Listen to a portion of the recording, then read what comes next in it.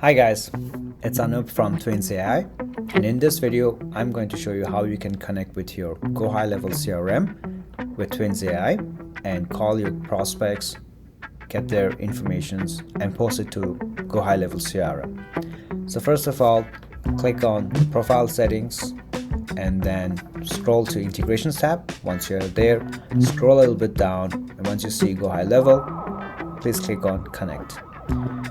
Make sure that you're logged into your CRM at the page, and then click on next. Choose the sub account that you want to connect on your GoHighLevel. Go to order dialer and then click on this icon. And once you click on the icon, you have fetched all your contacts from your GoHighLevel to TwinsAI. And if you click on the list tab, you are able to see the list I have in GoHighLevel. And once you click on any of them, you are able to import all your contacts from that list. And if you click on the icons, it will open up in your GoHighLevel.